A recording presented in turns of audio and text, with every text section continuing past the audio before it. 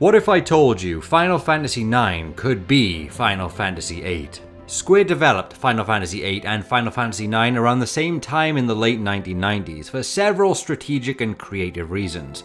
After the success of Final Fantasy VII, the franchise had a massive global audience. This was huge because Final Fantasy moved into the 3D zone, and people were still crazy about the PlayStation 1 at the time, pushing Final Fantasy VII into pop culture faster than Cloud with haste. Square recognized that the fan base was now divided between those who preferred the high-tech, futuristic aesthetic of Final Fantasy VII and those who missed the series' traditional fantasy roots. So, Final Fantasy VIII in 1999 leaned into a modern sci-fi romance theme with realistic character designs, political intrigue, and a more experimental junction system. Final Fantasy IX in 2000 was a deliberate return to classic fantasy with mages, castles, and a light-hearted tone, paying homage to the earlier games, Final Fantasy I to Final Fantasy VI, even though Final Fantasy VI has a lot of darker themes as well, and you could argue that is a mature Final Fantasy game, but Final Fantasy VII was the first Final Fantasy, at least in terms of global impact, to make Final Fantasy feel more high-tech futuristic.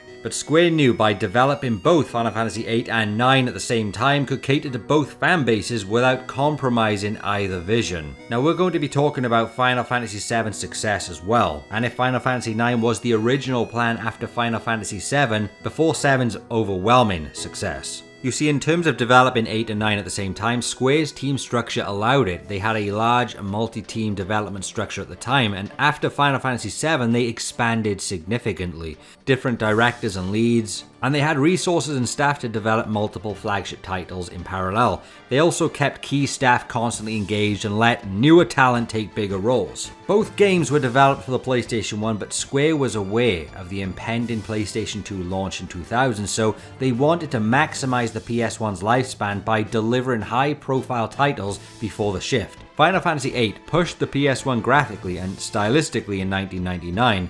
Final Fantasy IX served as a kind of final love letter to the PS1 era and the franchise's roots before transitioning to the next generation with Final Fantasy X. Square was not afraid to experiment. Final Fantasy VIII tried out a very unconventional level in system, guardian forces, and a more realistic tone. Final Fantasy IX embraced old-school RPG mechanics and aesthetics, serving almost like a nostalgic counterbalance. By releasing both close together, they could compare audience reception and use that feedback to shape future titles like Final Fantasy X. But after Final Fantasy VII, Square wasn't sure what people wanted the most. Did fans want more futuristic anime-style narratives, or a return to medieval fantasy? So rather than gamble on one, they produced both. If Final Fantasy VII hadn't been the massive success it was, Square's entire trajectory would have shifted. Square probably wouldn't have doubled down on the realistic sci-fi style they experimented with Final Fantasy VII. The game was a massive risk. It ditched the series' traditional fantasy setting with the polygon 3D graphics, full motion video, modern cities, and a more darker tone. It was a bold departure from Final Fantasy VI's more classic fantasy steampunk hybrid. So if 7 had underperformed, here's what might have happened. Square would have likely returned to fantasy roots sooner, possibly meaning Final Fantasy IX could have been Final Fantasy VIII. 9, which was already intended as a throwback to earlier Final Fantasy titles, might have been made first in place of 8 or as a retooled Final Fantasy VIII.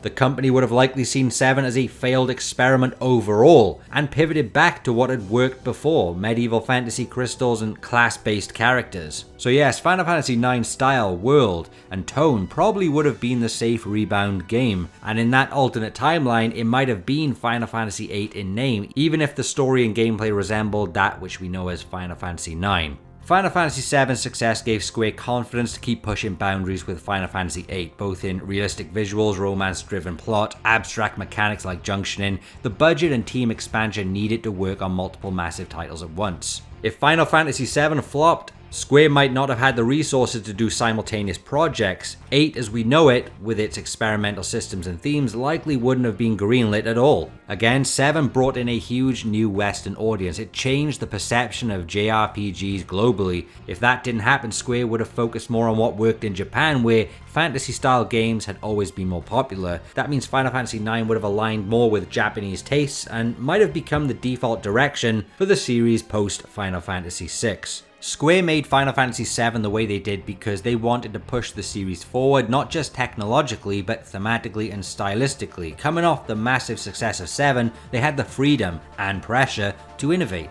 But Final Fantasy VIII was a gamble in a lot of ways. They wanted to evolve the series again, they wanted to show off PlayStation hardware, and the team wanted to try bold mechanics. The fans' reaction ranged from mixed to polarized. Critics praised the graphics, cutscene, soundtrack, and ambition. Many fans were confused or frustrated by the junction system. It was poorly explained, and the draw 100 times mechanic feels like tedious gameplay. Squall vs. Cloud debates popped up everywhere naturally, but overall the sales and legacy was still a massive hit. Over 8 million copies sold, quite fitting for Final Fantasy VIII. But unlike 7, it didn't become a cultural phenomenon. Over time, Final Fantasy VIII has become a cult favorite, with fans appreciating its deeper emotional themes and unique systems, some after giving it a second chance. Now, whether Final Fantasy VIII or 9 is better, it really depends on what kind of experience you're looking for, because these two games are completely different takes on the Final Fantasy formula, each meant to highlight opposite ends of the franchise's identity. If you want a classic Final Fantasy experience, choose 9. If you want something experimental, emotional, weirdly deep, 8 is a hidden gem. But Final Fantasy 9 could have definitely been Final Fantasy 8. And here's something interesting as well. In the game's conceptual stage of Final Fantasy 9, the developers made it clear that the title would not necessarily be Final Fantasy 9, as its break from the realism of 7 and 8 may have alienated audiences. This idea led fans to speculate that it would be a guidance side story to the main series. By late 1999, however, Square had confirmed that the game would indeed be titled Final Fantasy IX, and by early 2000s, they had almost finished the game. The developers made several adjustments to it. But that goes to show you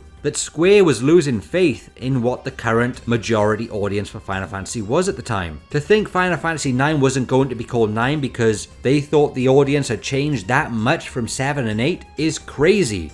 That's how much impact Final Fantasy VII had on a global scale. So developing 8 and 9 at the same time was the best move. There were a lot of fans for Final Fantasy VIII, but Final Fantasy IX is a hidden gem in itself. It's a great game and stays true to the formula of Final Fantasy. At least everything before 7. But the fact they hadn't even called Final Fantasy IX its title at that time means it was left open. Square was checking the landscape. If Final Fantasy VII did okay at best, they could have easily made 9 as Final Fantasy VIII.